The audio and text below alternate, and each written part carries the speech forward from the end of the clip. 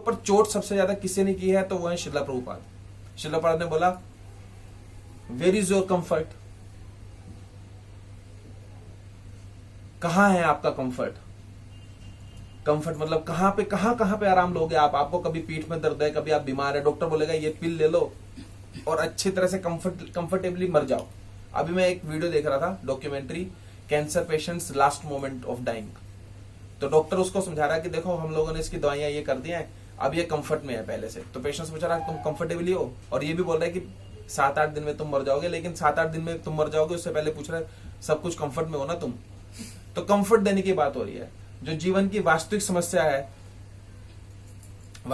है जरा, बुढ़ापा, बीमारी, मृत्यु, फिर जन्म, ये जो वास्तविक समस्या है इसकी तरफ किसी का ध्यान नहीं है। इसलिए क्या किया, चलो चांद पे जाते हैं। चांद पे जाने से क्या तुम मृत्यु को जीत लोगे? चांद पे जाने से क्या तुम बीमार नहीं पड़ोगे? चांद से जाने के बाद क्या तुम्हारे को दोबारा से गर्भ के अंदर प्रवेश नहीं लेना पड़ेगा? तो इसलिए श्रीला प्रभुपाद ने बोला सूडो साइंटिस्ट। इसलिए उन्होंने बोला कि ये जो नकली जो साइंटिस्ट हैं इनका भांडाफोड़ करो। क्यों, कैसे करोगे? उनकी बुक्स को डिस्ट्रीब्यूट करके। लाइफ कम फ्रॉम लाइफ, कि जीवन का स्रोत जीवन है, जीवन का स्रोत ये केमिकल्स नहीं है। तो साइंटिस्ट ने क्या किया? साइंटिस्ट ने सिर्फ और सिर्फ हमारे बीच में बीमारियां फैलाई हैं। कितने कमाल की बात है। आप अक्टूबर में वो कुछ जो लोग हैं वो नवरात्रि रखते हैं तो वो डालते हैं ना घर के अंदर ही, मिट्टी के अंदर कहीं से भी मिट्टी ले आओ आप, उसमें गेहूं डालते हैं और वो उग जाता है ना। तो वो उससे क्या निकलेगा? बाद में अनाज निकलेगा। देने वाला कौन है? साइंटिस्ट है क्या? नहीं, धरती मां है देने वाली। लेकिन हो क्या रहा है? साइंटिस्ट ने बोला कि नहीं, मैं तुमको एक नया बीज बना के देता हूं। अब उस बीज के अंदर जहर डाल दे। उस बीज के ऊपर जो मिलते हैं बाजार में बीज, उस पर लिखा होता है पॉइजन। आप घर में जो अनाज खा रहे हो वो जिस बीज से आया है अब आधुनिक समाज में, उस बीज पे लिखा रहता था पॉइजन। अब आप उसको खाते हो। तो साइंटिस्ट क्या है? साइंटिस्ट रास्कल है, धोखेबाज, जिन्होंने पूरे के पूरे समाज को धोखा दिया कंफर्ट के नाम पे। लेकिन जो वास्तविक समस्या है उसको तो वो लोग दूर नहीं कर पाए। तो इसलिए उन लोगों ने किस चीज का इन्वेंट किया? Refrigerator, electricity. कंफर्ट में आ जाओ थोड़े दिन जीना है, पंखा चल जाएगा, जी लो। थोड़े दिन जीना है, फ्रिज ले लो। थोड़े दिन जीना है, एयर कंडीशन ले लो। थोड़े दिन जीना है, गाड़ी ले लो। अब उस गाड़ी, एयर कंडीशन, लाइट, इन सबको मेंटेन करने के लिए आपको दिन रात दौड़ना है आपको, इन खर्चों को पूरा करने के लिए। लाइट की, इलेक्ट्रिसिटी की जरूरत क्या है जब एक दिए से काम हो सकता है उसमें तेल डाल के? जब अंगीठी से काम हो सकता है, गोबर के उपले से आप प्रसाद बना सकते हो, तो फिर क्या आवश्यकता है कि हम लोग इतनी मेहनत करें, 8-8 घंटे करें? आज भी बात हो रही थी कि मंगल आरती में लोग आए। मैनेजमेंट से पूरा प्रेशर है कि मंगल आरती में आइए, सीनियर डिवोटीज को मंगल आरती में आए। लोग लेकिन असमर्थ हैं। हफ्ते में 2 दिन भी करना बहुत मुश्किल काम है। कैसे करेंगे? क्योंकि हेलिश कंडीशन में हम लोग जी रहे हैं। एक प्रभु जी बोल रहे थे, प्रभु जी मैं आ तो जाऊं लेकिन फिर मैं ऑफिस में झूलता हूं, बॉस भी निकाल देगा मुझे काम से। तो मैं तो आना चाहता हूं लेकिन मैं क्या करूं? मैं भक्ति नहीं कर सकता हूं, मैं सुबह की साधना नहीं कर सकता हूं, क्योंकि मुझे तो काम भी करना है। तो हम लोग क्यों करने में असफल हैं? क्योंकि हम लोग हेलिश कंडीशन में रह रहे हैं। हम लोग, हमें थोड़े से कंफर्ट के लिए, कि इलेक्ट्रिसिटी का कंफर्ट है, रोशनी का कंफर्ट है, दिए से कैसे काम होगा, भय है। कृष्णा प्रोटेक्ट करेंगे, इसके अंदर हमको विश्वास ही नहीं कि कृष्ण प्रोटेक्ट करेंगे। बच्चों का कैरियर बनाना है, अभी भी हम लोग सोचते हैं बच्चों का कैरियर बनाना है। इतना श्रीला प्रभुपाद की बुक्स पढ़ने के बावजूद भी हमको लगता है हमें अपने बच्चों का कैरियर बनाना है, यानी कि स्लॉटर हाउस में भेजना है बच्चे को। वो स्लाटर हाउस में जब तक बच्चे कटेगा नहीं जैसे हम कट रहे हैं हर रोज, तब तक हमें चैन नहीं मिलेगा। मैं आई एम वेरी सॉरी, ये सब मैं स्पेशल डिवोटीज के लिए बोल रहा हूँ, अगर किसी को बुरा लगे तो माफी चाहूंगा। लेकिन हम लोगों को जो शिला प्रभुपाद की बुक्स पढ़ रहे हैं उनको समझनी चाहिए चीजें। Slaughter house, modern education is slaughter house, simple. क्यों भेजना है, किस लिए?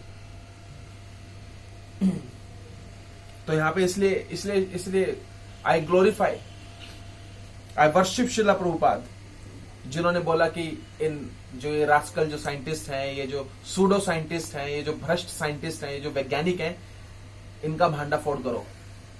क्योंकि ये मनुष्य का जो जीवन है, मनुष्य जीवन का जो उद्देश्य है, उसको उसके उद्देश्य से भटका के उसको भोग विलास के अंदर इन लोगों ने लगा दिया। तो इस हेलिश कंडीशन से निकलने का सिर्फ एक ही उपाय है, जो हमारे गुरु महाराज का ड्रीम प्रोजेक्ट है, वर्णाश्रम। वर्णाश्रम धर्म। तो क्या हम लोग कभी जा पाएंगे? क्या हम लोग कभी गुरु महाराज की शिक्षा को पूरा कर पाएंगे? तो हमें सोचना चाहिए कि हम ऐसा करना चाहते हैं। जब हम ऐसा सोचेंगे तो जो कृष्ण है वो हमारी शिक्षा को पूरी करेंगे। वो इसके लिए रास्ता भी बनाएंगे, वो इसके लिए हमारे को स्ट्रांग भी बनाएंगे कि हम लोग उस कंडीशन में रह सकें। वो हमें मानसिक रूप से इसको स्वीकार करना चाहिए कि हम लोग ऐसे जीवन जीना चाहते हैं। अगर अभी हम लोग नहीं जा पा रहे तो हमें ऐसे जीवन जीने की हमें कोशिश करनी चाहिए।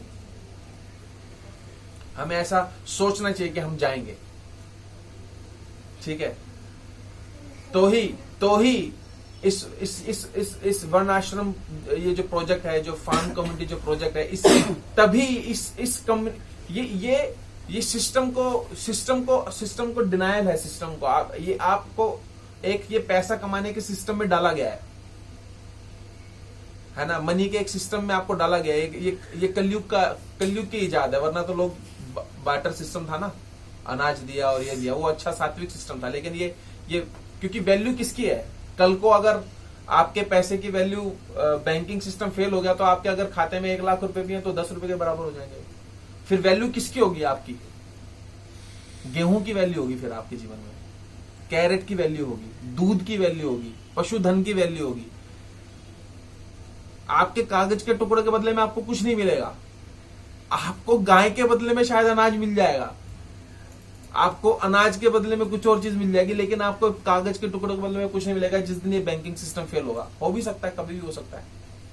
हम लोग इंतजार कर रहे हैं। वेनेजुएला में तो हो ही गया। हाँ, बहुत सारे कंट्रीज हैं वहां पे हो गया। तो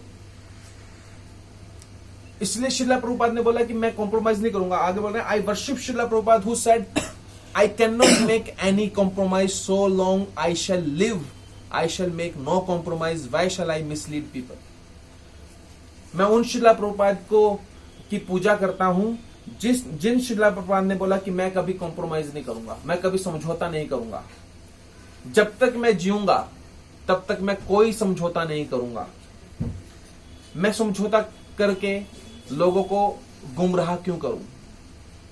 आज हम देख रहे हैं क्या, आज जब मूवमेंट बहुत तेजी से बढ़ रहा है, उस दौरान हम लोग देख रहे हैं कि लोग कॉम्प्रोमाइज प्रीचिंग की तरफ बढ़ रहे हैं। लोग कि इतने भयभीत हैं कि बड़े बड़े सेमिनार्स में जाते हैं, यूएसए में ट्रिप लगाते हैं, हेलीकॉप्टर के अंदर सब कुछ देखते हैं, लेकिन अपनी स्पीच के अंदर एक बार भी कृष्ण का नाम नहीं लेते। हमारे ही इंस्टीट्यूशन के अंदर कृष्ण का नाम नहीं लेते, अपनी स्पीच के अंदर श्रीला प्रभुपाद का नाम नहीं लेते, डर के मारे। अगर कृष्ण का नाम ले दिया, अगर कृष्ण को भगवान बता दिया तो लोग भाग जाएंगे। अगर ये बता दिया कि 4 नियम फॉलो करने चाहिए, शौच के बाद स्नान करना चाहिए, ये तो भूल जाओ कि कोई करता होगा। 4 नियम वो बता दिया तो शायद कोई टिकेगा ही नहीं। प्याज लहसुन से नहीं टिक रहे लोग, 4 नियम तो बहुत बड़ी बात है। तो 4 नियमों का डिस्कशन मत करो। तो शिला प्रभुपाद ने कभी कॉम्प्रोमाइज नहीं किया। फिर बोल रहे हैं कि I worship Shrila Prabhupada who never tired of teaching you are not the body, you are an eternal servant of Krishna. The supreme personality of God had unconditional surrender to his lotus feet is the purpose of human life.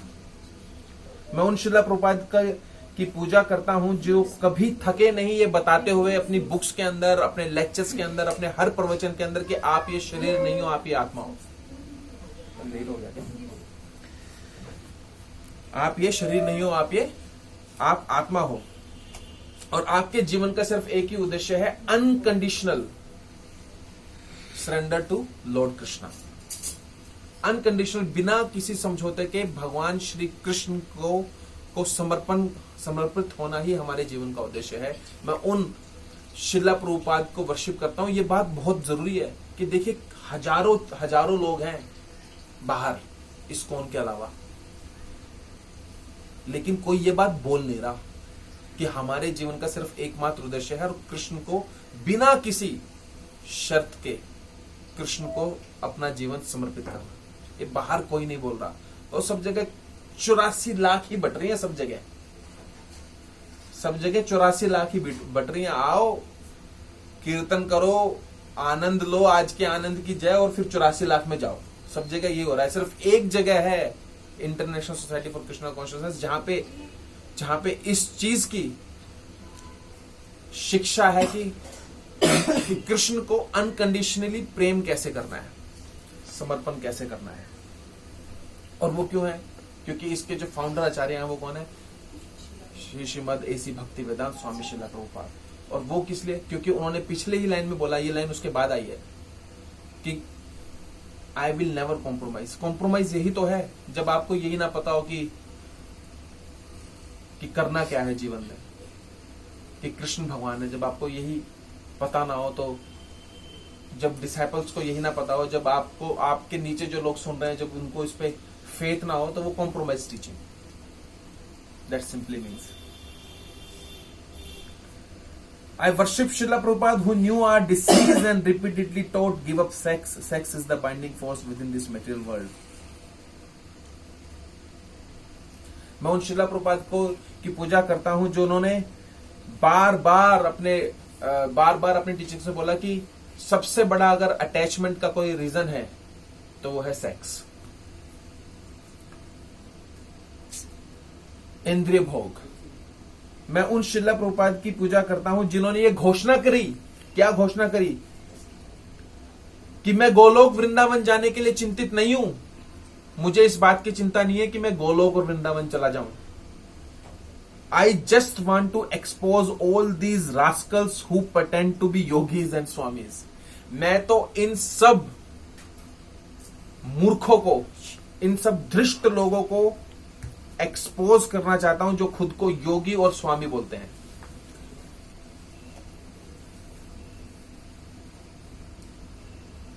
इस line को मैं दोबारा repeat करूंगा। शिला प्रभुपाद ऐसे warrior हैं।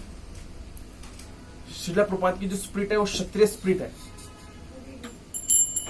और उस क्षत्रिय spirit के स्पिरिट यहां पर हमको दिखाई दे रही है।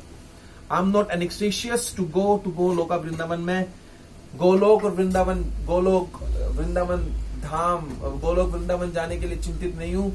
मैं तो इन रास्कल्स को, इन बेवकूफ लोगों को, उन योगीज और स्वामीज को मैं का भंडा फोड़ करना चाहता हूं, उनको एक्सपोज करना चाहता हूं। So called yogis and Swami's जो कभी भी जिनके मुख से भगवान श्री कृष्ण यह नहीं निकलता कि कृष्ण भगवान है। आई worship Shrila Prabhupada who spoke of urinating on the kicking in the face of bogus avatar, only called him a cheater during a press conference and recommended to his disciples the somewhat milder tactics of throwing pile into the rascal's face.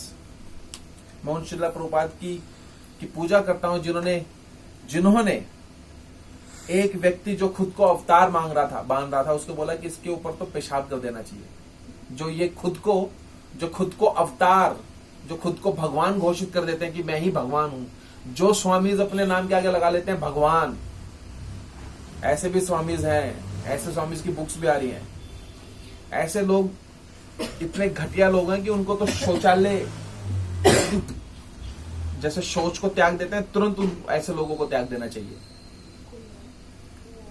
I worship Srila Prabhupada, whose books are perfect antidote for all form of rascaldom and best form of preaching.